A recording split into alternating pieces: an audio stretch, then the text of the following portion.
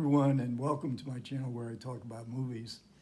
And today I'm going to continue on with my Louis Bunuel year-long series in which I try to make a video for each of Bunuel's films. If not all, certainly I'm going to be able to do most of them. Before I get to the movie today, there's a couple books that for those of you who want to follow along with reading some literature on Bunuel, I picked up from the library the films of Louis Bunuel by Peter Evans, Subjectivity and Desire. And that is the beautiful Catherine Deneuve on the cover, who figures in two Bunuel films in the 1960s. I also picked up Louis Bunuel Critical Biography by Francisco Aranda. I got this cheap on eBay. It's well beat up, but that might be a good thing. Hopefully you'll have a lot of good stuff in there. So the movie I'm going to talk about today comes from 1954. This is Louis Bunuel's first English language film. He only made two, and it's the first of his two adaptations of classics of English literature. This is Robinson Crusoe, and it stars Dan O'Hurley as Crusoe in a performance that was well noted by the Academy, and that he received an Oscar nomination for Best Actor of that year.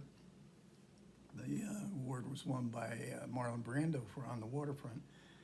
So I read the book about 10 years ago. I put off reading it. I was in the midst of reading the classics binge when I first retired. I put off reading it. I thought it was going to be dry and dusty, but then it turned out to be a really good read. I mean, this is a really interesting story. It's a familiar story.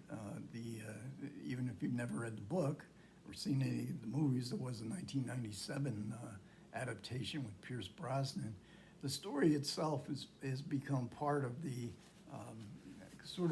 the culture of Western civilization.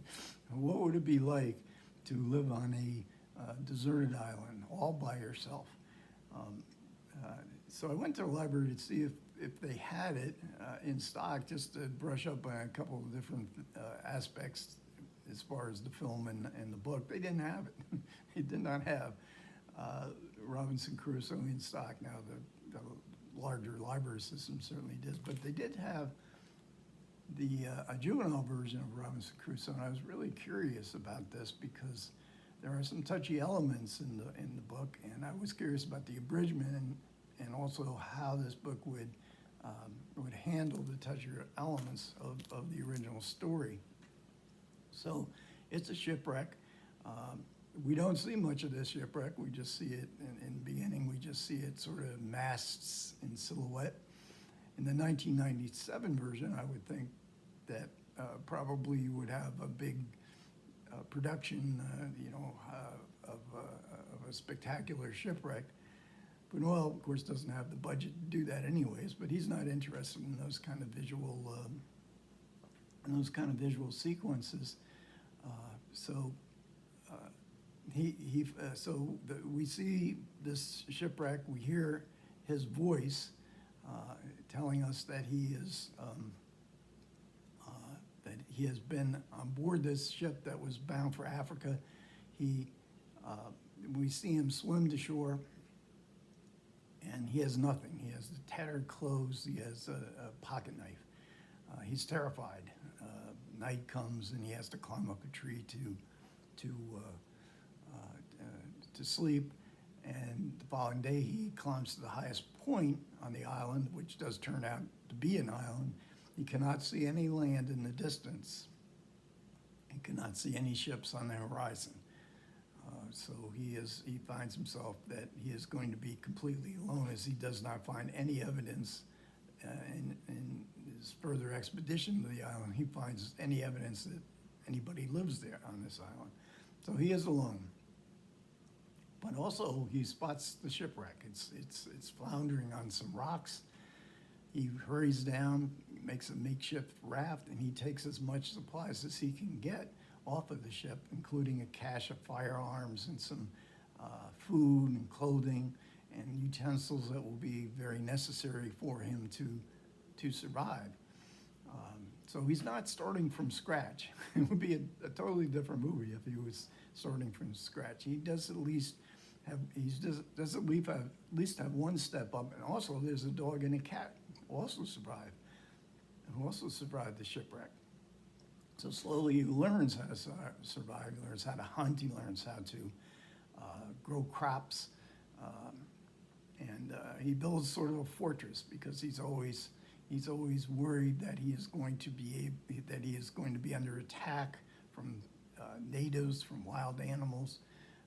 So it's sort of Fort Crusoe in order to survive. And he's alone. Well, he's on the island 28 years. After almost 20 years, Friday comes along, my man Friday, the very famous character. He is, during the years, Crusoe has discovered that cannibals from another island do come to Crusoe's island for religious ceremonies in which they burn their captives alive and then they eat them. And one time, a captive tries to leave, run away from his fate, and Crusoe is able to rescue him. And Friday and Crusoe eventually will call him Friday, who bows down because Crusoe looks like a man from outer space by this time, with long hair, long beard, and now he has companionship, even though they don't speak the same language. He is going to teach Friday how to speak English, and so his solitude is over.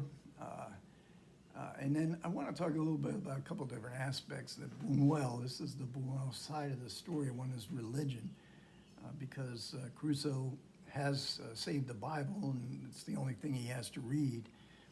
And he suddenly becomes very religious, and he wants to feel the presence of God, and he's notching off the days, and every 7 notches would be the Sabbath, in which he would rest. And he goes out to a valley, which he calls Echo Valley, because he can yell out and hear his voice come back. So at one point he recites a Bible verse, or a Bible chapter from the Bible, from Psalms 23. This is, the Lord is my shepherd, I shall not want. And he recites it very slowly so we can hear the sound of his voice, which he's kind of, you surmise he's hoping he's going to hear the voice of God, which he's disappointed he's not, and then he just rushes through the recitation. And you see him turn away with doubt that God has anything to do with the life he's living on this desolate island. And then with Friday, he tries to convert Friday to Christianity. So they have theological discussions, and there's a very funny one where he's talking about God and the devil, and Friday says, well, why doesn't God just kill the devil? Then there would be no sin. And Crusoe has a difficult time explaining it to him. And then he gets up and he starts laughing. The absurdity of this kind of abstract thinking that they're talking about has no relationship to their life at all. And then another aspect, of course, that you have to touch on here is slavery, colonialism. Crusoe is a slave owner. The ship he is on, that shipwreck, he is heading to West Africa to buy slaves. He owns a plantation in Brazil. He's become wealthy, but they need workers, and so he's going there to buy slaves for himself and for his fellow slave owners. And at one point when he rescues Friday, he's fearful of him because Friday too is a cannibal, and he's thinking that Friday is going to kill him and eat him. So at one point he actually puts Friday in shackles, much to Friday's please, I'm your friend. I'm not your enemy. I'm your friend.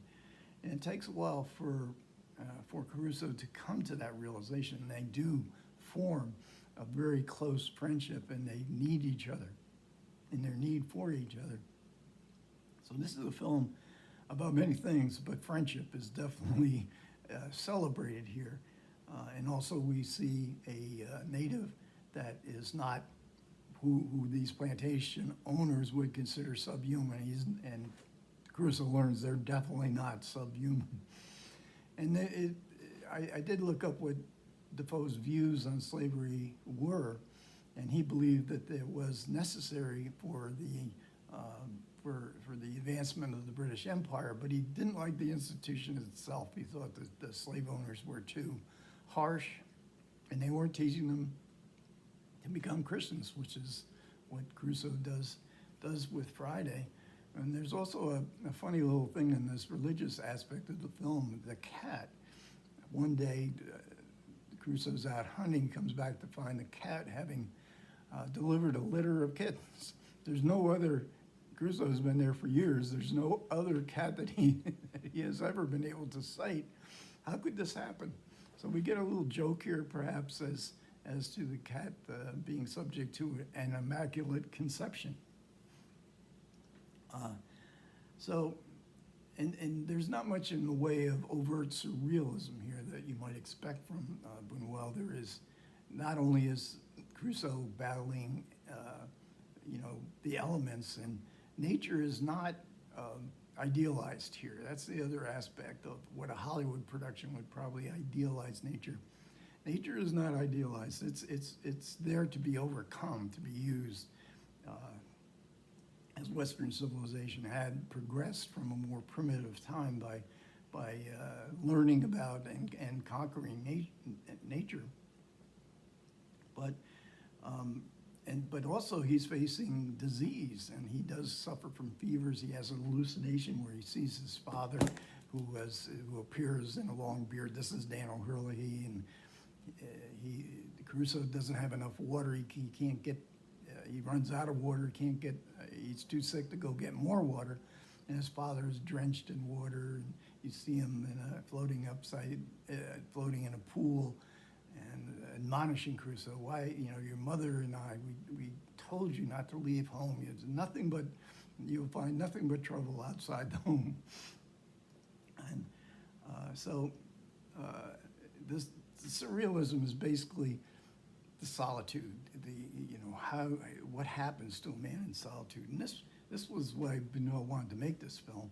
And it's 90 degrees out, I turned the air conditioner off. So Bunuel wanted to see what it was like for a man to live in solitude with no other human being for years and years. What would he do? How would he become? Bunuel liked this film. He wanted to make this film. He says he didn't care for the book, but he was proud of this film. And it also touches on Bunuel's exile, because after the 1930s, he was in constant exile to France, to New York City, to LA, to Mexico. But there was another reason probably that Bunuel wanted to make Robinson Crusoe was he was worried. He felt like he was trapped in the Mexican film industry, which was thriving when he got there, but it was starting to wane a bit as more American Hollywood films were playing in theaters that would have Mexican films. And he wanted to reach an international audience. I'm still around. He was a famous man. He was Bunuel in the 1950s. I'm still around. Maybe he could even attract Hollywood. And certainly the film's reception was good. I mentioned the Oscar nomination, but also Life magazine gave it a 4-page pictorial in one of their issues, and it found praise around the world, but it didn't really help Bunuel's career much, and so he continues on making films in Mexico, but with some other international productions, particularly Death in the Garden, which he made with Simone Signoret. So I have to discuss the print that this is streaming on Criterion channel. It's not a good print. This has not been restored by any means. It's a watchable print. Some of the scenes are really bad, but there's not very many of those. So you can watch it, but there is some hope. This is coincidental hope, in that a few weeks ago I talked about the criminal life of Archibald de la Cruz, which was only available on YouTube, did have an old DVD, needed restoration. 5 days later, Indicator had announced that they had a restoration of Archibaldo and would be releasing a Blu-ray in the summertime. And then a couple weeks ago, I talked about a French film, Coup de Torchon, a old DVD in the Criterion collection, but had been out of print for years and years. And just yesterday, the Criterion collection announced that their August titles, and lo and behold, here's Coup de Torchon, a brand new restoration Blu-ray. So maybe there's hope for Robinson Crusoe, because this isn't Technicolor, but I think one could enjoy this film a lot more seeing it in a beautifully restored print. So next up in my Bunuel series, I'll be talking about Diary of a Chambermaid, 1964. This is with John Moreau, and that is streaming on the Criterion channel and also on Canopy. And I'll follow that up with Illusions Travel by Streetcar. I love that title. That is streaming on YouTube in a fairly good print and with very readable subtitles. My next video, however, will be a real oddity for me, because I am going to do I've been tagged to do a favorites films of the 1970s. Now, I rarely do anything of this kind because I just don't like ranking films, but so last night I was thinking about it and the idea sort of intrigued me, so anybody who's interested, and boy, these are going to be odd, this is going to be an odd list, but that will be coming next. Okay, thanks a lot for everybody who managed to listen. I do appreciate it. Comments are welcome. Take care.